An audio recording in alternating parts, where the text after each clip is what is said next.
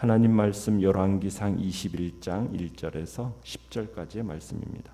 열왕기상 21장 1절에서 10절입니다.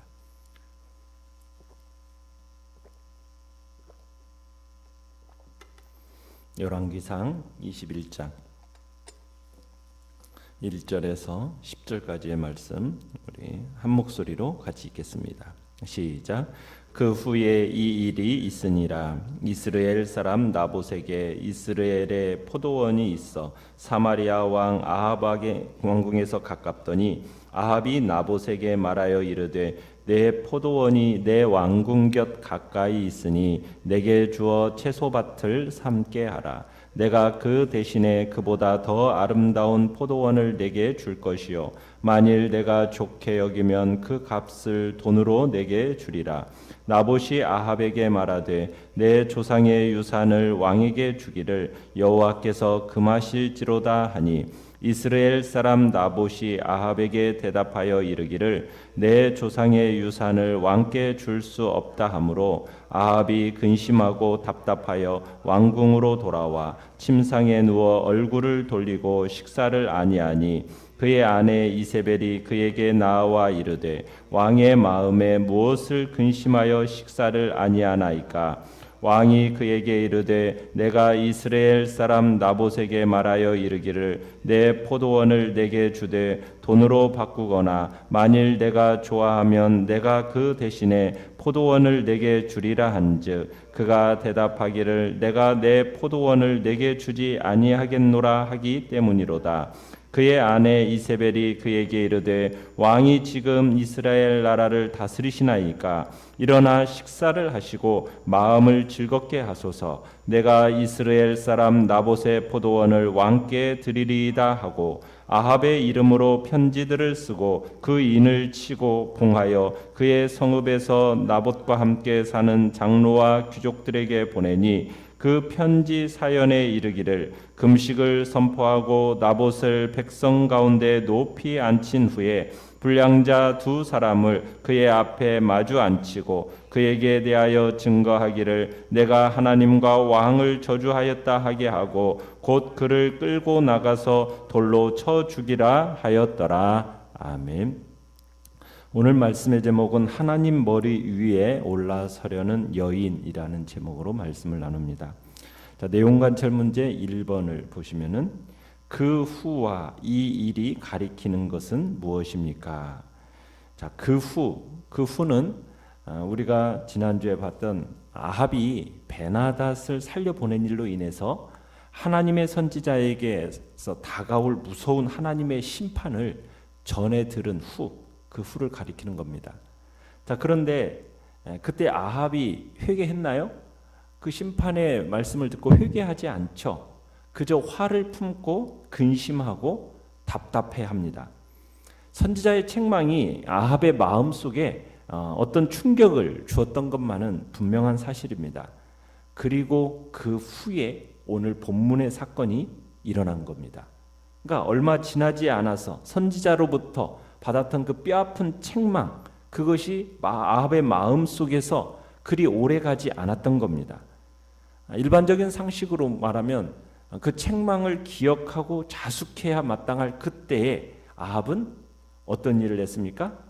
자기의 궁궐의 정원을 확장하고 더 아름답게 꾸미는 일에 마음을 빼앗기고 있었던 겁니다. 그러니까 아합은 책망으로부터 어떤 것도 배울 줄 모르는 어리석은 자였던 거죠. 아합은 자기 궁전과 지금 이웃에 있는 이스라엘의 이 나봇 포도원이 무척 탐이 났습니다. 그래서 포도원 주인인 나봇에게 그 포도원을 팔라고 요구를 해요. 별 이유도 없습니다. 궁전 가까이에 있으니까 지금 그 포도원을 사서 자신의 뭘로 삼겠다는 겁니까? 채소밭으로 삼겠다라는 겁니다. 포도원을 갈아엎고 자신의 개인적인 채소밭으로 재배하겠다라는 거예요. 그러면서 또 뭘 얘기하냐면 내가 더 훨씬 더 좋은 포도원을 주겠다. 만약 그게 싫다면 돈으로 값을 치러주겠다. 이렇게 이야기하고 있는 겁니다. 자, 내용 관찰 문제 2번을 보시면 자, 나봇이 포도원을 왕에게 줄 수 없다 단언하는 이유가 무엇입니까? 그 이야기를 듣고 아합은 어떤 반응을 보입니까? 지금 아합 왕은 자신의 그 지엄한 언명에다가 또 그 정도의 조건이면 나봇이 금방 응할 줄 알았어요. 그런데 뜻밖에도 이 나봇이 지금 왕의 제의를 어떻게 하고 있습니까? 거절하고 있어요. 이유는 뭡니까? 3절에 이유가 뭐라고 나와 있습니까? 내 조상의 유산을 왕에게 주기를 여호와께서 금하실지로다, 이렇게 얘기하고 있습니다. 원래 이스라엘 토지는 하나님의 소유입니다. 그래서 하나님께서 율법에 개인이 함부로 사고 팔 수 없도록 정해놓으셨어요. 그러니까 우리가 여호수아서에 보면은 하나님께서 각 지파의 크기와 필요에 따라서 지파별로 부족별로 그렇게 땅을 제비 뽑아서 나눠주지 않으셨습니까? 그러면서 하나님께서 그 지파 자손 대대로 그 땅이 물려지는 것이기 때문에 개인적인 필요와 이득을 위해서 함부로 사고 팔 수 없도록 율법에 정해놓으셨어요. 레위기 25장 23절에서 토지를 영영히 팔지 말 것은 토지는 내 것임이라. 너희는 나그네요 우거하는 자로서 나와 함께 있느니라. 이렇게 하나님께서 율법에 정하셨단 말이에요. 이 사실을 아합이 알았을까요? 몰랐을까요? 몰랐을 리가 없습니다. 이스라엘 백성들이라면 다 알고 있는 사실이에요. 그런데 지금 아합이 무리한 요구를 지금 나봇에게 하고 있는 겁니다. 하나님의 말씀을 어기고서라도 지금 자신의 욕심을 충족시키겠다라는 거예요. 지엄한 왕명으로, 돈으로 구슬리면 나봇도 자기처럼 적당히 넘어갈 줄 알았죠. 그러나 오히려 왕보다도 나봇이 훨씬 더 하나님을 경외하는 사람이었던 겁니다. 나봇에게 있어서 여호와 하나님이야말로 최고의 권력자라는 거예요. 왕의 명령보다도 하나님의 말씀만이 최고의 권위를 가진 말씀으로 나봇은 여기고 있었던 겁니다. 참, 그러니까 온 이스라엘이 지금 우상을 섬기는 그 시대에 하나님의 말씀에 근거해서 왕의 요청을 거절한 나봇, 참 대단한 사람인 거죠. 아합의 요구를 거절한 나봇의 결정은 하나님의 말씀을 따르겠다라는 분명한 믿음의 결단이었던 겁니다. 그러니까 자기 목숨 걸고 나봇은 지금 그 살벌한 왕명에 맞서고 있는 겁니다. 자, 이것에 아합은 또다시 근심을 합니다. 그리고는 궁으로 들어가요. 지난번에는 하나님의 선지자로부터 심판의 예언을 딱 듣고 나서 근심해서 궁으로 돌아가더니 이제는 자기 욕심이 채워지지 않으니까 또 근심하면서 돌아가는 모습이 지금 아합의 모습입니다. 참, 왕인데, 자기가 왕인데 한낱 백성에게 자기가 거부당했다고 생각하니까 지금 자존심도 많이 상하는 거고, 얼마나 상심했는지 침상에 누워가지고 식사도 안 합니다. 그러니까 탐욕의 노예가 된 이 아합이 지금 자기의 욕심을 못 채우니까 몸을 가누지 못하는 거예요. 자신을 가누지 못하고 상심해가지고 드러누워버린 겁니다. 자, 이렇게 상심에 누워있는 남편을 아내 이세벨이 보고서는 그 이유를 아합에게 묻습니다. 그랬더니 자초지정을 설명을 해줘요. 자, 연구와 묵상 문제 3번을 보시면, 자, 왕의 근심을 해결하는 방법을 볼 때 이세벨은 왕과 하나님을 어떻게 생각하는 듯 합니까? 자, 남편의 이야기를 들은 이세벨은 어이가 없다고 생각을 합니다. 이 한심한 남편 아합을 보니까는 너무나 어이가 없는 거예요. 그러니까 7절에 뭐라고 얘기하냐면, 왕이 지금 이스라엘 나라를 다스리시나이까? 이게 무슨 표현입니까? 아니, 그러고도 당신이 왕이라고 할 수가 있습니까? 아니, 일개 백성의 포도원 하나 마음대로 못하고 그 일로 식사도 못하고 근심하시다니, 아니, 따끔하게 왕명의 무서움을 보여줘야죠. 이런 뜻인 거죠. 그러면서 이세벨이 그 땅을 꼭 아합의 것으로 만들어 주겠다고 그러면서 달래주고 있습니다. 참, 이 이세벨이라는 여인도 그렇고 아합이라는 왕도 그렇고 참 어이가 없죠. 여러분, 이스라엘의 진정한 왕은 누구이십니까? 하나님이시잖아요. 그러면은 왕도 아합은 하나님의 대리인일 뿐인 겁니다. 하나님에 의해서 대리인으로 세워진 왕이에요. 이스라엘의 왕이라는 존재는 하나님의 그 권위 아래 있는 거예요. 그런데 이 당시 이세벨은 이스라엘 사람이 아니에요. 어디 사람입니까?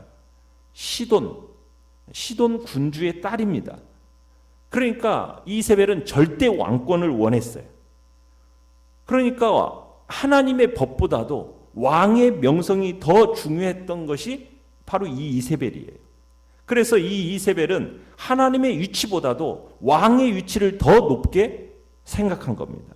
그래서 지금 이세벨은 이 왕의 권위에 치명적인 해를 입혔다고 지금 생각을 하고서는 거짓 증인을 세워서 나봇의 포도원을 빼앗고자 하는 계략을 꾸미게 되는 겁니다.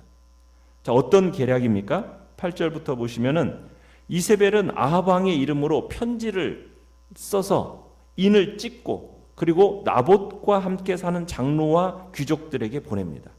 요즘으로 말하면 뭐 대통령 사인이 담긴 청와대 공식 공문서를 지방 유지들에게 보낸 거죠. 편지의 내용은 이랬습니다. 먼저 성내에 금식을 선포하고 백성들을 모으라는 겁니다. 이것은 율법에서 큰 비상사태를 의미하는 겁니다.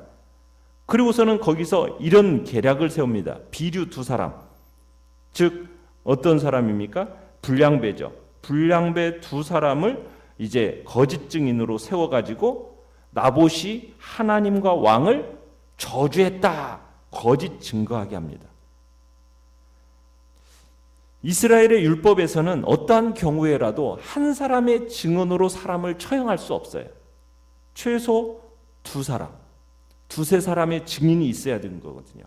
그 두세 사람의 증인을 세워서 사실을 확인하라고 한 게 하나님의 율법이에요. 근데 이 율법을 지금 악용해서 두 사람의 불량배를 내세워서 분위기를 몰아서 나봇을 끌어내려다가 율법대로 돌을 쳐서 죽여라.